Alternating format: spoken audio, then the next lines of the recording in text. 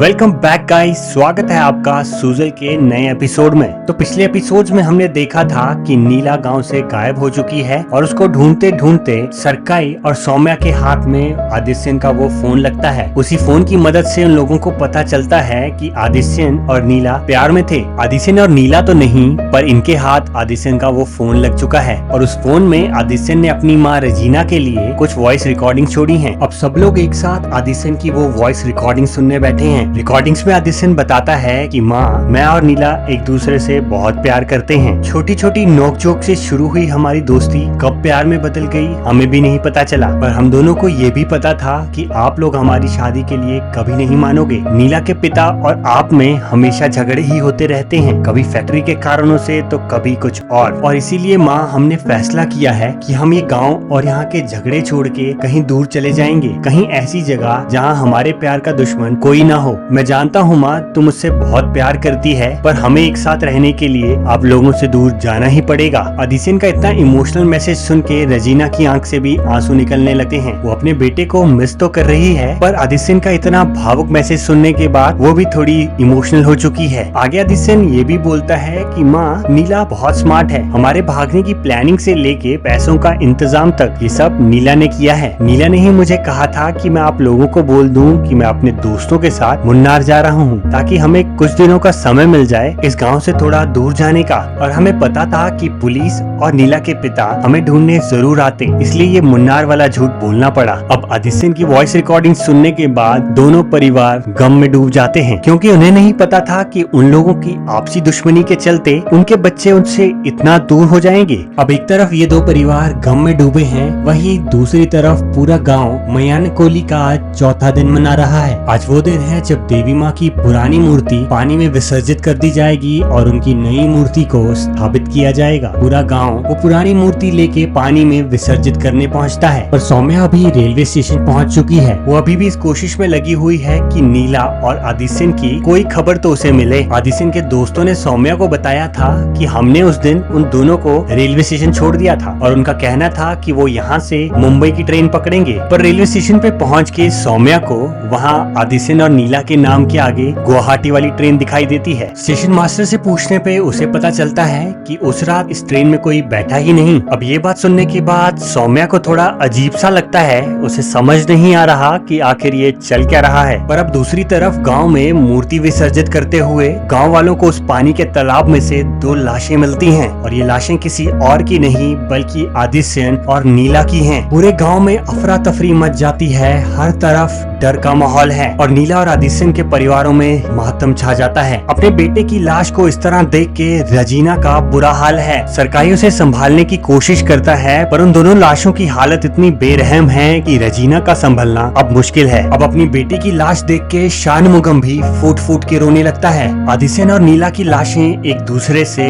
इस तरह लिपटी हुई हैं, मानो आखिरी समय में भी दोनों ने एक दूसरे का साथ ना छोड़ा हो। अब पहली नजर में सबको ये सुसाइड ही लग रहा है। रजीना ये सोच सोच के परेशान है, आखिर जब दोनों को सब कुछ मिल गया था तो उन्हें सुसाइड करने की जरूरत क्या पड़ी। पर पोस्टमार्टम के दौरान डॉक्टर उन्हें बताते हैं कि दोनों की गर्दनों पे चाकू से कटने के निशान हैं, जिसका साफ मतलब है कि इनका सुसाइड नहीं बल्कि एक मर्डर का केस है। अब ये मामला और भी उलझता जा रहा है, पहले किडनैपिंग का केस, फिर प्यार का और अब इन दोनों का मर्डर हो चुका है। एक के बाद एक इतने राज खुल रहे हैं कि सकराई को समझ नहीं आ रहा कि आखिर वो इन्वेस्टिगेशन शुरू कहाँ से करे। डॉक्टरों ने बताते हैं कि इसकी मौत आज से 3 दिन पहले हुई है और 3 दिन का मतलब है जिस दिन फैक्ट्री में आग लगी थी वो दिन। पोस्टमार्टम के बाद दोनों बच्चों की लाशें उनके घर वालों को सौंप दी जाती हैं। शानमुगम के घर गम का माहौल है, पर उसी बीच गांव के पंडित वहां पहुंचते हैं। वो शानमुगम को कहते हैं कि तुम्हारी जवान बच्ची की मौत मैना कोलाई के दौरान हुई है और तुम्हें तो पता ही है एक जवान मौत का इस त्योहार में होना शुभ माना जाता है, तो क्यों ना हम नीला की अस्थियां पूरे गाँव वालों को प्रसाद के रूप में बांटें। शानमुगम की बेटी की मौत को एक धार्मिक एंगल देने की कोशिश की जाती है। ये बात सुन के शानमुगम गुस्से से भर जाता है और उस पंडित पे हाथ उठा देता है। रजीना भी वहाँ मौके पे पहुँचती है और पंडित जी को बहुत खरी खोटी सुनाती है। अब दोनों लाशों का अंतिम संस्कार करने के बाद नीला का वो ट्यूशन टीचर सकराई को नीला के घर मिलता है। सकराई को ऐसे अचानक देख के वो वहाँ से भागने की कोशिश करता है, पर सकराई उसे काबू में कर लेता है और उससे पूछता है कि आखिर नीला के घर पे तुम क्या कर रहे थे। ट्यूशन टीचर उसे बताता है कि नीला मुझे ब्लैकमेल कर रही थी। दरअसल नीला की चाची और इस ट्यूशन टीचर का अफेयर चल रहा था और जब नीला इन्हें रंगे हाथों पकड़ती है तो अपने फोन में इनकी पिक्चर्स ले लेती है। और जब सकराई उसको नीला के घर पे देखता है उस समय वो ट्यूशन टीचर नीला के घर पे नीला का फोन चुराने आया था, जिसमें उसकी और नीला की चाची की पिक्चर्स थी। और उन्हीं पिक्चर्स की मदद से नीला उन दोनों को ब्लैकमेल करके टीचर से 2 लाख रुपए मांगती है। ट्यूशन टीचर कहता है कि मैं ये सब देख के डर गया था और मजबूरन मुझे नीला को वो 2 लाख देने पड़े। अब सौम्या और सकराई इस सोच में पड़े हैं कि आखिर नीला को उन रुपयों की क्या जरूरत पड़ गई। एक के बाद एक नीला के बारे में इतनी नई चीजें पता चल रही हैं कि सौम्या भी हैरान है। अब इन्वेस्टिगेशन के दौरान जहाँ पे नीला और आदिसिम की लाश मिली थी वहाँ से कुछ दूर पुलिस वालों को एक सुराग मिलता है। मंदिर में पूजा के दौरान जानवरों की बलि देने वाला वो आदमी, उसके कमरे से पुलिस वालों को नीला की एक फोटो और कुछ पैसे मिलते हैं। अब वो आदमी सीधा सकराई के शक के घेरे में आ जाता है और उसे पुलिस स्टेशन में ले आके उससे पूछताछ की जाती है। वो आदमी सकराई को बताता है कि उस रात नीला और आदिसेन मेरे पास आए थे, उन्होंने मुझे 2 लाख रुपए दिए और किसी का खून करने को कहा। मैंने खून करने से तो मना कर दिया, लेकिन उन्हें डरा धमका के उनसे वो पैसे छीन लिए। वो लोग वहाँ से भाग तो गए पर जाते जाते मेरा वो चाकू अपने साथ ले गए। अब सकराई के सामने एक और सवाल आके खड़ा हो चुका है। उसे समझ नहीं आ रहा कि आखिर इस छोटी सी उम्र में इन बच्चों की किसी से क्या दुश्मनी जो उसका मर्डर करवाने तक पहुंच गए। पहले उस ट्यूशन टीचर को ब्लैकमेल करके 2 लाख रुपए लेना, फिर वो पैसों से किसी का मर्डर करवाना। इतना गहरा प्लान आखिर इन बच्चों ने बनाया तो बनाया कैसे? हॉस्पिटल में सकराई और सौम्या को पता चलता है कि नीला प्रेग्नेंट थी, पर हैरानी तब होती है जब डॉक्टरों ने बोलती हैं कि वो बच्चा आदिसम का नहीं बल्कि किसी और का था। पिछले काफी महीनों से उसके साथ रेप हो रहा था और हो न हो ये बच्चा उसी शख्स का है जो उसका रेप कर रहा था। डॉक्टर की ये बातें जैसे ही सौम्या के कानों में पड़ती हैं उसका दिल टूट जाता है। एक छोटी सी 16 साल की बच्ची के साथ 3-4 महीनों से होता हुआ रेप कोई छोटी बात नहीं है। उस मासूम को कितनी दरिंदगी का सामना करना पड़ा होगा ये सोच के ही सौम्या की रूह कांप जाती है। सौम्या वहीं बेहोश होकर गिर जाती है और उसकी हालत इतनी खराब है कि उसे हॉस्पिटल में एडमिट करना पड़ता है। सौम्या की हालत इतनी खराब हो जाती है कि उसे आईसीयू में शिफ्ट कर देते हैं। डॉक्टर्स उसके परिवार वालों को बताते हैं कि सौम्या को नर्वस ब्रेकडाउन हुआ है, उसने अपनी कई पुरानी यादें अपने दिमाग में दबा के रखी हैं और ये तब होता है जब हमारे दिमाग में बहुत सारा ट्रॉमा हो और अचानक जब हमें कोई वो ट्रॉमा याद दिला दे तो हालत वही होती है जो अभी सौम्या की है। अब सकराई को मौका वारदात से वो हथियार मिलता है जो उन बच्चों ने उस आदमी से छीना था।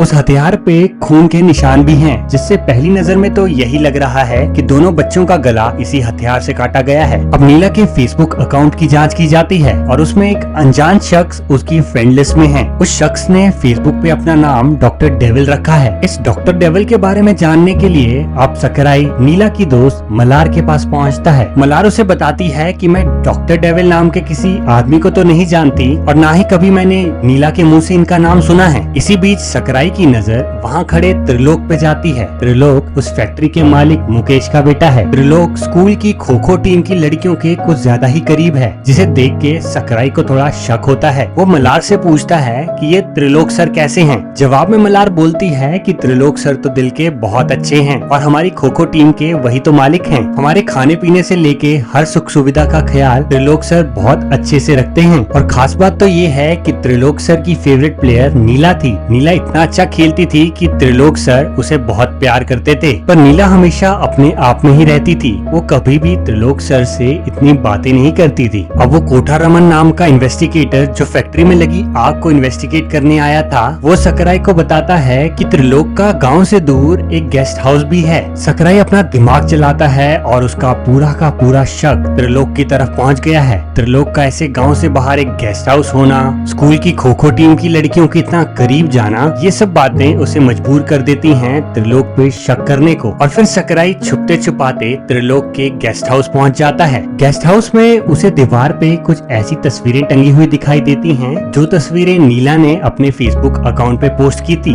उसे शक होता है कि ये डॉक्टर डेविल नाम का आदमी कहीं त्रिलोक तो नहीं जो नीला पे फेसबुक से नजर रखे हुए था और उसे परेशान करता था। अब सकराई इस कोशिश में लगा है कि उसे त्रिलोक के खिलाफ बस कोई एक सबूत मिल जाए जिससे वो अपना ये शक पुख्ता कर पाए, पर फिलहाल सबूत के तौर पे उसके पास कुछ भी नहीं। हॉस्पिटल पहुंच के नीला और आदित्यम के घर वालों के जब वो चेहरे देखता है तो उसे बहुत बुरा लगता है। दोनों परिवार अपने बच्चों को खो चुके हैं पर अभी भी पुलिस के पास कोई सुराग नहीं। वो बिना कुछ सोचे समझे शानमुगम और रेजिना मैडम को बोल देता है कि इन सब के पीछे त्रिलोक का हाथ है। वो कहता है कि औरतें त्रिलोक की कमजोरी हैं, इसीलिए शायद उसने खो खो क्लब की शुरुआत की। और यही नहीं, उस रात जब फैक्ट्री में आग लगी तो त्रिलोक सबसे लेट वहाँ पहुँचा था। जरा सोचिए, उसकी फैक्ट्री में आग लग चुकी है और त्रिलोक वहाँ से गायब है। आखिर उस रात त्रिलोक था कहाँ? और सबसे बड़ी बात ये कि फेसबुक पे डॉक्टर डेविल नाम का अकाउंट बना के वो नीला को फॉलो भी कर रहा था और नीला की खींची हुई पिक्चर्स उसके गेस्ट हाउस की दीवार पे टंगी हुई हैं। ये सुनने के बाद शानमुगम और रेजिना फैसला कर लेते हैं कि वो अब त्रिलोक को सजा अपने हाथों से देंगे। रेजिना सकराई को बोलती है कि आखिर पता करो कि अभी त्रिलोक है कहाँ। गांव के बाहर हाईवे पे सकराई को त्रिलोक की गाड़ी दिखाई देती है। उसके साथ गाड़ी में कोई औरत भी है जिसे लेके वो गांव की तरफ जा रहा है। सकराई तुरंत रेजिना को फोन करता है और कहता है कि त्रिलोक अभी किसी औरत के साथ है जिसे अब वो वापस गांव में छोड़ने जा रहा है। जैसे ही उस औरत को छोड़ के त्रिलोक वापस अपने घर की तरफ चलता है, रास्ते में रेजिना और शानमुगम उसे किडनैप कर लेते हैं। और अब जिस औरत को त्रिलोक गांव में छोड़ के गया है, सकराई उसके पीछे पीछे पता लगाने में लग जाता है कि आखिर ये लड़की है कौन। पीछा करते हुए सकराई को पता चलता है कि जिसको अभी तक वो लड़की समझ रहा था वो कोई लड़की नहीं बल्कि गांव की एक किन्नर है। और वो किन्नर सकराई को बताता है कि जिस त्रिलोक पे तुम शक कर रहे हो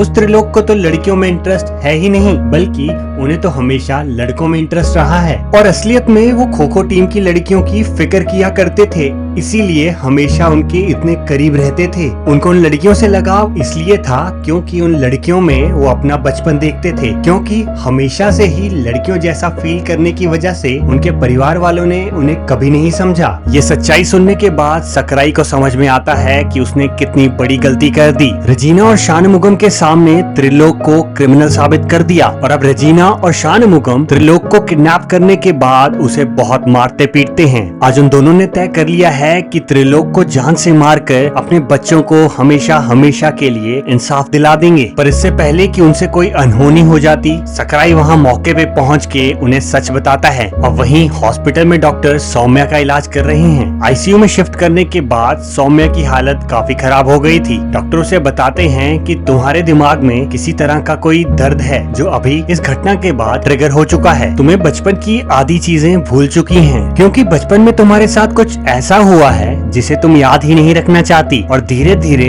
तुम्हारे दिमाग ने वो चीजें कहीं दफन कर दी। पर अचानक से तुम्हारा इस तरह बीमार होना दिखाता है कि वो दर्द धीरे धीरे वापस लौट रहा है। पर इन सबके बीच कोठारमन की इन्वेस्टिगेशन पूरी हो चुकी है। उसे पता चल चुका है कि आखिर फैक्ट्री में वो आग किसने लगाई थी। वो फैक्ट्री के मालिक मुकेश के पास पहुंचता है। वो उन्हें बताता है कि आपके बेटे त्रिलोक का शक सही था, फैक्ट्री में आग शानमुगम ने ही लगाई है। पर आग लगाने के लिए उसे जो सामान चाहिए था वो सामान उसे रेजिना ने लाके दिया था और ये सब कुछ आपके इशारे पे हुआ है। जी हाँ, तो अब आप सोच रहे होंगे कि कोई अपनी ही फैक्ट्री में आग क्यों लगवाएगा। तो दरअसल फैक्ट्री घाटे में जा रही थी और मुकेश को डर था कि अगर उन्हें नुकसान के कारण फैक्ट्री बंद करनी पड़ गई तो लाखों लोगों की नौकरियां चली जाएंगी। इसलिए उन नौकरियों की भरपाई करने के लिए वो प्लान करते हैं फैक्ट्री को आग लगाने का, जिसके बाद इंश्योरेंस के पैसों से वो उन गाँव वालों की थोड़ी बहुत मदद कर पाएंगे। अब गाँव वालों के लिए इस प्लान में रेजिना और शानमुगम भी शामिल हो जाते हैं, क्योंकि नौकरियां जाने से पूरे गांव को काफी नुकसान हो सकता है। अब फैक्ट्री को आग लगाने और त्रिलोक की बुरी तरह धुलाई करने के जुर्म में पुलिस शानमुगम और रेजिना को पकड़ के ले जाती है। रेजिना और शानमुगम के जाने के बाद सकराई का पूरा ध्यान अब उन बच्चों के कातिल को ढूंढने में लगा हुआ है। इसी बीच उसे खबर मिलती है कि सौम्या हॉस्पिटल से गायब हो चुकी है। वो तुरंत हॉस्पिटल पहुंचता है और डॉक्टर से पूछता है कि आखिर वो इस हॉस्पिटल से कैसे जा सकती है। डॉक्टर्स उसे बताते हैं कि अपनी छोटी बहन नीला की तरह बचपन में सौम्या का भी किसी ने रेप किया था। उसके दिमाग में वो डर अभी भी बैठा हुआ है और इसीलिए नीला के बारे में पता चलने के बाद वो इतनी बीमार हो गई थी, क्योंकि कहीं न कहीं उसकी वो पुरानी यादें वापस लौट रही थी। अब सौम्या सकराई के घर से उसकी वो गन चुरा लेती है। गन चुराने के बाद वो गांव में बनी एक छोटी सी पहाड़ी पे पहुंचती है, जहां वो किसी का इंतजार कर रही है। दूसरी तरफ सौम्या को ढूंढने सकराई सौम्या के घर पहुंचता है। वहां सौम्या की चाची उसे बताती हैं कि सौम्या यहाँ तो नहीं आई, पर शायद उसके चाचा को पता होगा। मैं उनसे अभी फोन करके पूछती हूँ क्या उन्हें सौम्या का कुछ पता है क्या। पर नीला के चाचा गुना का फोन नहीं लगता, जिसके बाद उसकी चाची कहती हैं कि अगर उस दिन भी ये त्योहार में माता की मूर्ति लेके ना गए होते तो शायद नीला अभी हमारे बीच में होती, क्योंकि उन्हें बिना बताए नीला कहीं नहीं जाती। इसके बाद सकराई का माथा ठनकता है, क्योंकि सकराई को याद आता है कि उस रात जब वो ड्यूटी दे रहा था तो उसने गुना को वो मूर्ति उठाए हुए नहीं देखा, बल्कि गुना तो पूजा में था भी नहीं। तो उसने अपनी पत्नी को ये झूठ क्यों बोला कि वो माता की मूर्ति उठाने जा रहा है। और फिर उसकी चाची कहती है जिस दिन नीला गायब हुई वो अगले दिन सुबह मंदिर से थक के वापस लौटे थे। अब सकराई को सारा माजरा समझ में आ रहा है। वो समझ चुका है कि जिस आदमी पे वो ध्यान नहीं दे रहे थे वो कोई और नहीं बल्कि नीला का चाचा गुना था। गुना बचपन से ही नीला और सौम्या के साथ रहा था, और जिस रात नीला गायब हुई उस रात गुना का भी कोई अता पता नहीं था, क्योंकि अपनी पत्नी से तो वो झूठ बोल के गया था। सकराई तुरंत सौम्या के पीछे पीछे उस पहाड़ की चोटी पे पहुंचता है। सौम्या वहां सकराई की बंदूक के साथ अपने चाचा गुना का इंतजार कर रही है। सौम्या ने उन्हें फोन करके अपने पास बुलाया है। सौम्या को सब याद आ चुका है कि उसके साथ उसके चाचा ने बचपन में क्या क्या किया था, और जब उसे पता चलता है कि नीला के साथ भी वो सब हुआ है उसकी पुरानी सारी यादें वापस लौट आती हैं। उसे समझ आ चुका है कि नीला और आदित्य की हत्या और उसके बाद नीला का रेप, इन सब के पीछे उसके चाचा गुना का हाथ है। गुना वहाँ पहुँचता है और सौम्या से माफी मांगने लगता है। वो कहता है कि मैं नीला को मारना नहीं चाहता था, पर उसने भी बिल्कुल वैसा ही किया जैसा अब तुम कर रही हो। इस पहाड़ की चोटी पे मुझे बुला के उस रात वो अपने आशिक के साथ मेरा कत्ल करना चाहती थी, और फिर मजबूरन मुझे उन दोनों को मार के उनकी लाश को यहीं पानी में ठिकाने लगाना पड़ गया। अब हमारे सामने गुना का सारा राज खुल चुका है। गुना ही वो आदमी है जिसको नीला और आदित्य मारना चाहते थे, क्योंकि ये वहशी दरिंदा बचपन से ही नीला के साथ जबरदस्ती कर रहा था। और नीला के प्रेग्नेंट होने के बाद नीला फैसला कर लेती है कि अब इस दर्द को और नहीं सहेगी और आदित्य की मदद से इस दरिंदे का मर्डर कर देगी। और उन दोनों ने प्लान किया था कि उस रात गुना का मर्डर करने के बाद वो दोनों ये गांव छोड़ के हमेशा हमेशा के लिए कहीं दूर चले जाएंगे। अब दूसरी तरफ सौम्या को अपनी बातों में उलझा के गुना उस पे हमला कर देता है, लेकिन सही मौके पे सकराई वहाँ पहुँच जाता है और सौम्या को उसके जाल से बचा लेता है। पर सौम्या उसको बोलती है कि तुम इसे अरेस्ट नहीं करोगे, इस दरिंदे को सजा मैं दूंगी। और इतना बोल के सौम्या सकराई की बंदूक से गुना का वहीं कत्ल कर देती है। अपनी 16 साल की भतीजी का रेप करने की सजा इससे भी कई बुरी होनी चाहिए थी। इस दरिंदे ने पहले जो सौम्या के साथ किया उसके बाद वही चीज नीला के साथ की। एक बार नहीं बल्कि कई बार उन मासूमों का रेप किया और उनके जीवन पे एक ऐसा दाग लगा दिया जिसका असर उनके दिमाग पे उम्र भर के लिए रहेगा। तो इसी के साथ हमारी आज की कहानी का अंत यहीं पे होता है। कहानी अगर अच्छी लगी हो तो वीडियो को लाइक जरूर कर दें और कमेंट बॉक्स में मुझे बताएं कि गुना जैसे अपराधियों को क्या सजा मिलनी चाहिए, आपको क्या लगता है। और हाँ, वीडियो अगर पसंद आई हो तो चैनल सब्सक्राइब करना बिल्कुल मत भूलें। अब मैं आपसे मिलूंगा अगली वीडियो में एक नई कहानी के साथ।